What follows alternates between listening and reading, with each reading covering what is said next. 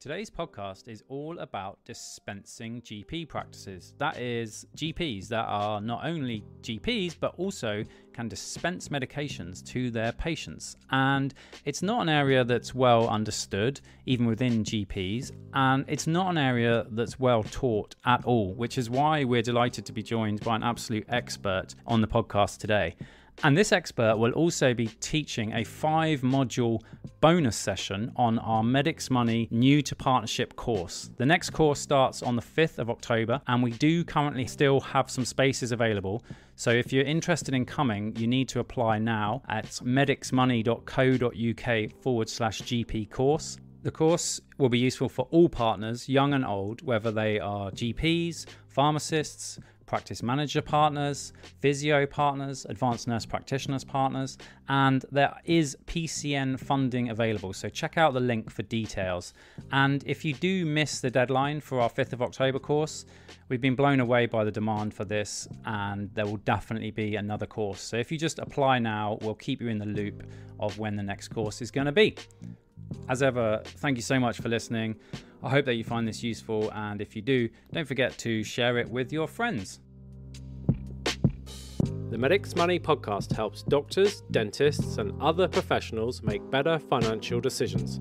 Hosted by myself, Dr. Tommy Perkins, a GP. And by me, Dr. Ed Cantelow, a GP, but also a chartered accountant and chartered tax advisor. This podcast is for general information only and does not constitute any form of advice, and tax allowances and rates are subject to change. So it's my pleasure to welcome to the Medics Money podcast today, Dr. Philip Koopowitz. Hi, Philip. Hi, Tommy. How are you? I'm really good, actually, and I'm excited to talk about today's topic because it's something that lots of GPs aren't taught very well, and it's also something that other doctors might not even be aware of that GPs can do. But before we get into that, do you want to give us your credentials? Why are you qualified to talk about this pretty technical and niche subject today? Well, I'm a happily retired GP who spent 31 years as a dispensing doctor. And over that period of time, I developed an interest and one would say an obsession with dispensing. My interest started when I realized that you can either make a loss or a profit with dispensing. And I started reading up about it. I then was asked to join the DDA, the Dispensing Doctors Association, and I've been a board member for about 15 years. And through the DDA, I've learned a huge amount, and I've hopefully helped many dispensing practices with their queries. It is a very, very niche area with some unique regulations which require sometimes a bit of disbelief to understand them. But yeah, so that's me. I also ran a pharmacy on the same site as my dispensary. And so I have a knowledge of hybrid pharmacies, dispensaries,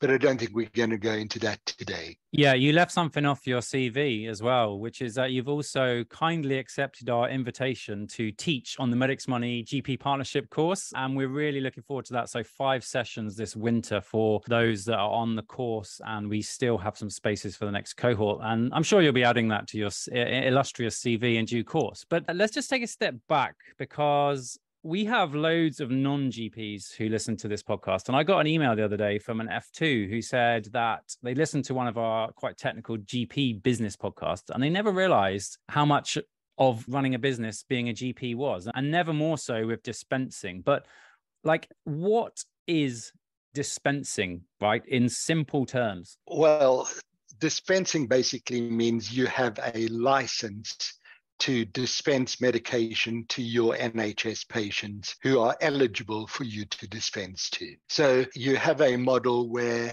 you have primary care doctors who write prescriptions and they send them off to a pharmacy, and nowadays it's all EPS. And so that travels via the ether to the pharmacy. Pharmacist then dispenses the medication. Many, many years ago in rural areas, it was realized that pharmacists could not make a living in rural areas. So dispensing doctors were allowed to dispense medication to those patients. And so that's how come you have dispensing by doctors, which I must emphasize is a separate business. Yeah. Okay. So sort of the doctor is the doctor and effectively the pharmacist in a dispensing scenario in simple terms. Now, I am a partner, as you know, and we do not dispense. And I think the perception amongst people that don't dispense is that, dispensing practices are a goldmine, basically. And then I got to see the accounts of some dispensing practices, and I was a bit surprised in the variability. So, like dispensing doctors, is it a gold mine? And if not, why not? It's never going to be a gold mine, but it will be an added source of income if you run your dispensary properly.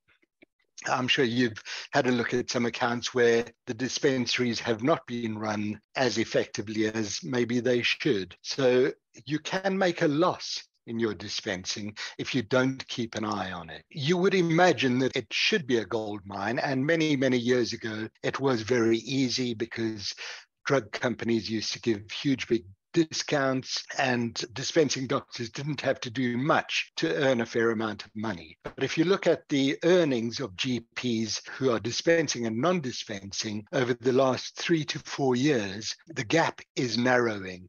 It used to be about 12,000 more per annum per dispensing GP. That narrowed right down to about 6,000 a couple of years ago. You just had the most recent earnings figures, which I think you need to treat with a little bit of caution because those are taken from accountants, and we all know about accountancy magic. I hope I'm not stepping on anyone's toes.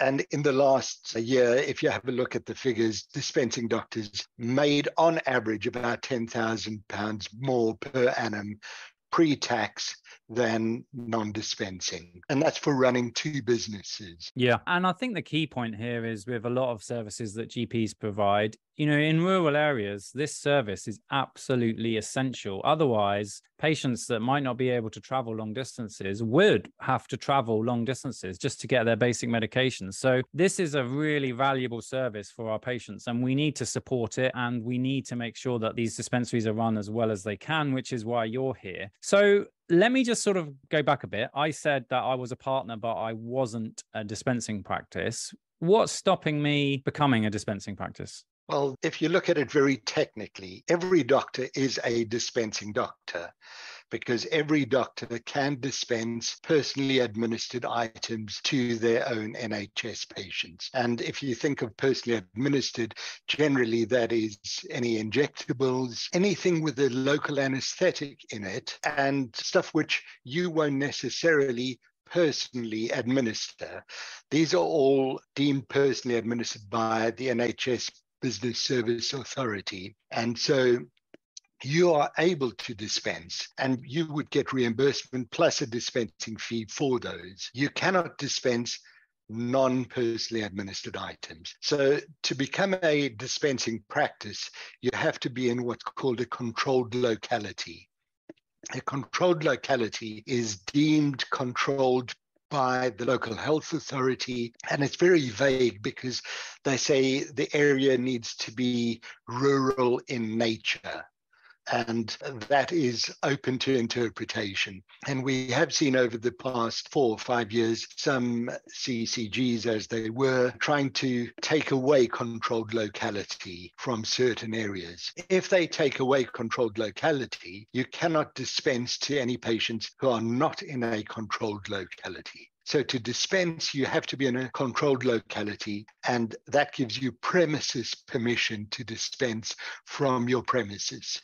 Then any patient who lives more than 1 mile as the crow flies from a pharmacy, you can dispense to them as well. So it can get quite complex, and that's the basics. There are other little complexities to it, but I think that should explain who you can dispense to and who can dispense. Yeah, definitely. Really good high-level explanation of that. And I might be wrong here, but you could be able to dispense for some of your patients on your patch who live in the controlled locality, but other patients not. Or have I got the wrong end of the stick? No, that's absolutely correct. So if a patient in your area lives within 1 mile as the crow flies from the nearest pharmacy, you cannot dispense to that patient. but you can dispense to a patient that lives more than a mile from the pharmacy. Yeah, starting to see why we need 5.5 hours of your expertise on the partnership course, because this is not something that's well taught when GPs are training, and it's so complicated and it's so important to get right, as you've already mentioned.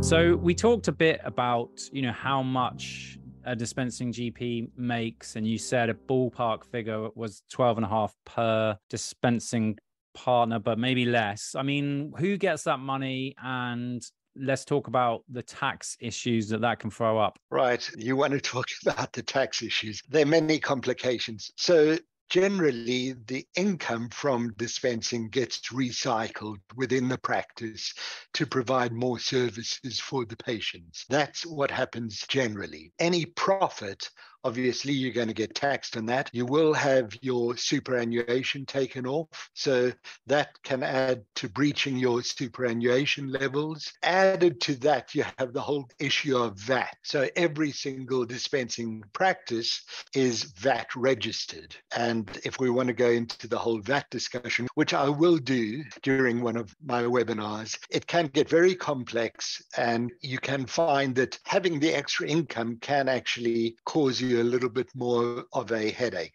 Not that we don't want the extra income. Yeah, VAT. I normally rest my laptop on Ed's VAT textbook because it brings my laptop up about, 4 or 5 inches. So let's not get into the VAT. I mean, one thing that some people might be wondering is, I go to the pharmacy and there's a pharmacist there who makes sure that everything's accurate and dispensed properly and that the robot is doing its thing, if they've got a robot. How can doctors dispense themselves? Is that safe? Well, very few doctors actually do take part in the act of dispensing. They delegate that to qualified dispensers. And that's written within the regulations that they have the right to delegate that. And it's up to the GP to make sure that whoever they're delegating that act of dispensing to is suitably qualified, suitably trained, competent, and that they have all the risk management policies in place so that they can safely let people get on and dispense. If there are any issues or problems that arise from dispensing, the GP takes ultimate responsibility, exactly the same as the pharmacist. Okay. And we kind of alluded to this a bit before, but what are the advantages of being a dispensing doctor? Maybe we should break it down, the advantages to the patients and the advantages to the practice. Well, the advantage to the patient is it's a one-stop shop. And if you go to dispensing practice, the vast majority of them, the patient will walk in, have the consultation, and the GP will maybe use the prescription to end the consultation, as they often do. But in a dispensing practice, the GP would signal that the patient should be able to go around to the dispensary and collect their prescription.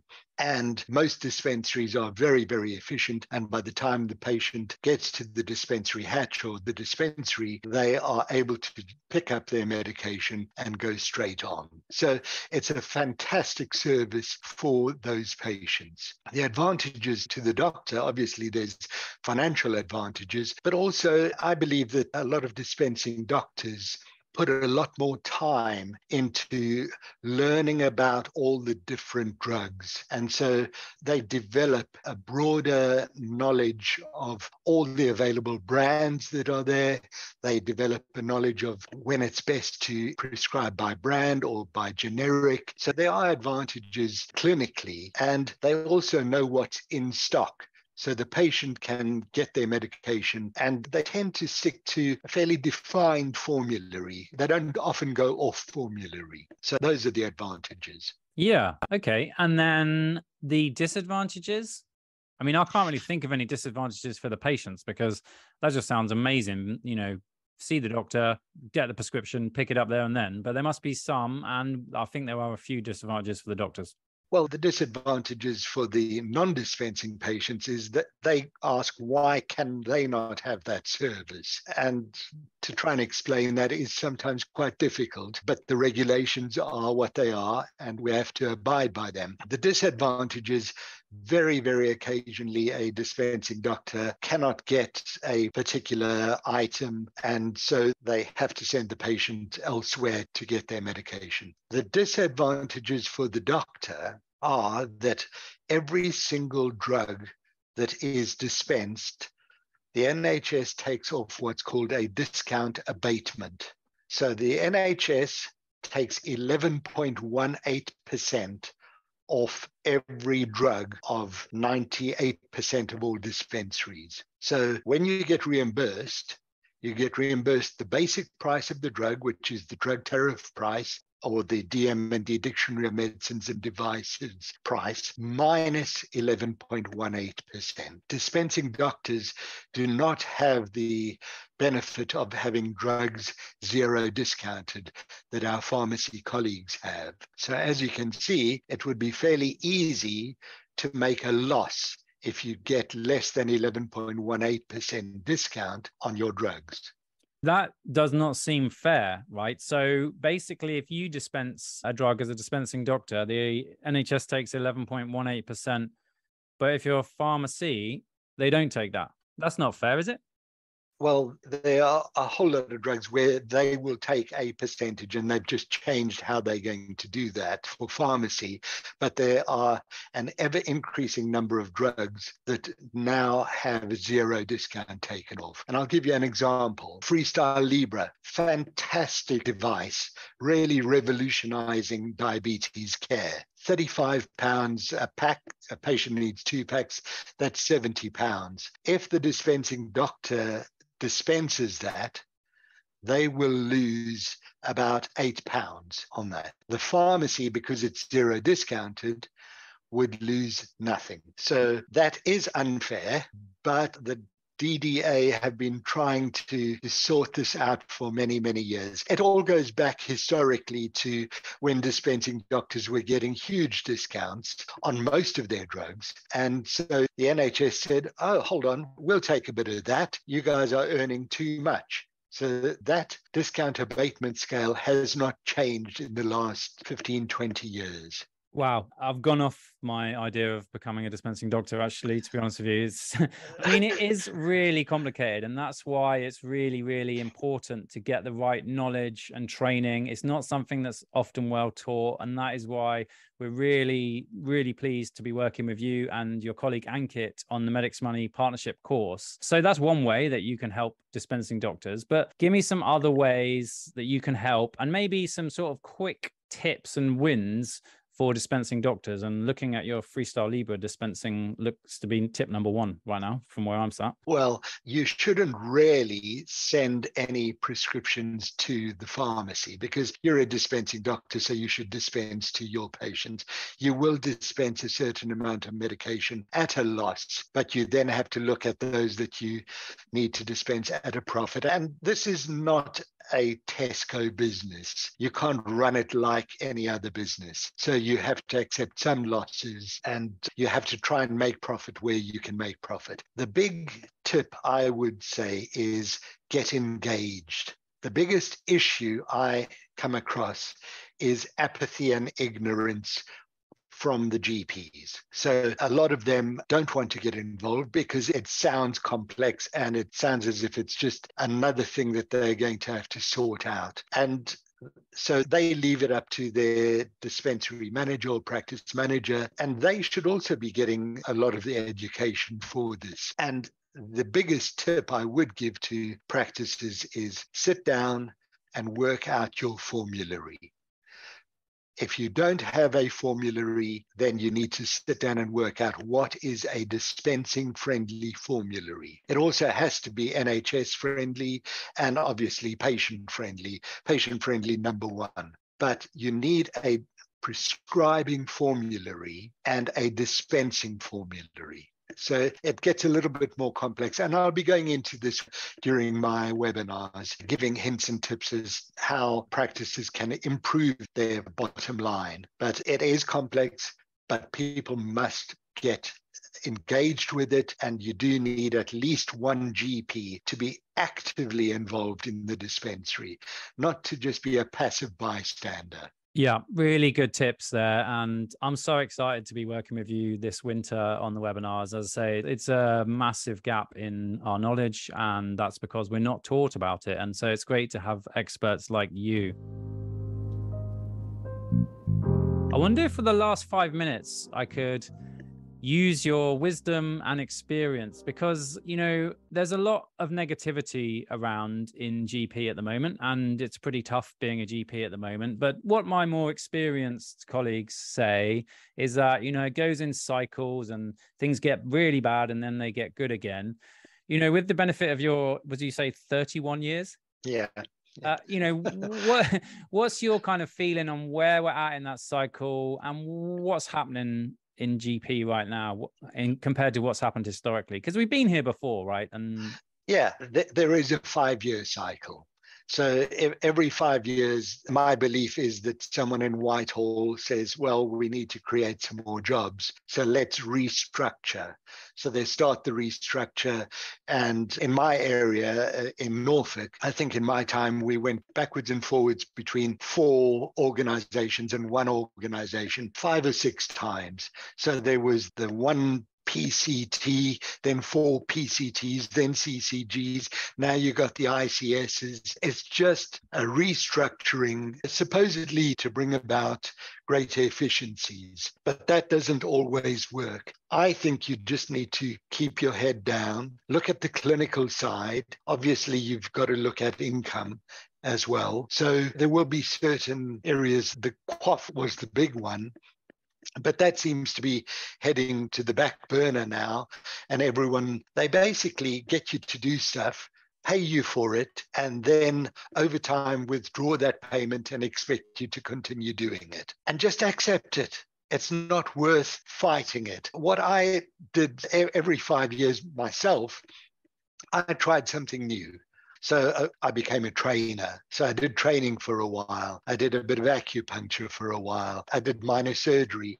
You know, so find something that really enthuses you and do that, because otherwise the job can drag you down. There is pressure. There's huge pressure from patients, and there's internal pressure from yourself, because, you know, we all doubt ourselves and think one day, you know, we're going to be found out that we don't know anything. But you've got a huge amount of knowledge. Use that knowledge. And also, the one thing that really changed the way I practice in the last 10 years was getting a nurse practitioner, a fantastic nurse practitioner, and allowing other people within the clinical team to take on responsibilities such as reading all the letters and actioning all the letters. So I only saw 2 or 3 letters a day, checking all of my results. So I only saw 3 or 4 results a day, but you have to find the right person who's able to do that. And that will take a huge amount off your workload. That's my tip for the year. Amazing. And definitely echoes what we find on the course, you know, accepting and realizing that people other than GPs are the best people to see. You know, if you've got a shoulder injury, is it best to come and see me or the physio? The physio has been training for years. So expanding the multidisciplinary team outside just GPs has game changed our practice. And yeah, absolutely. Wise words and reassuring words, because like I said, there's so much negativity, and I feel like a bit of an outlier because I've been a partner now 5 years, a doctor 15 years. Oh my God, 15 years.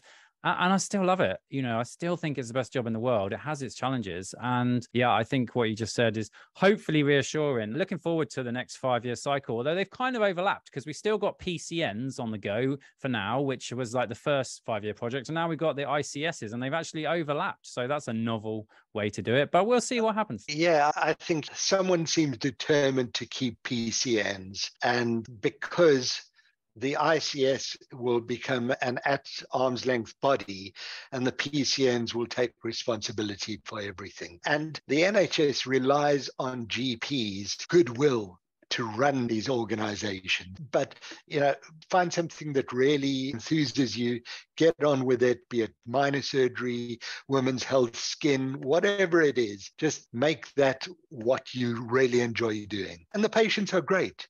If you look at the patients, the vast, vast majority of them want your help and are very grateful. You obviously get the odd patient that you think you never wish to see again, but even the heart sinks can be, if you know how to deal with the heart sink, your life will become a hell of a lot easier. And I don't know whether you do a session on dealing with heart sinks, but if you do, I would encourage everyone to have a listen in and take on board how to deal with heart sinks. Yeah, absolutely. So good to speak to you today, Philip. I'm really excited for your coming on our course. We still have a few spaces remaining. It's not just for new partners, it's for practice managers, it's for physio, all partners. And there is PCN funding available as well. A good thing about the PCN there. Really looking forward to it. Thanks so much for your time, Philip. Catch you soon. Thanks, Tommy. Bye.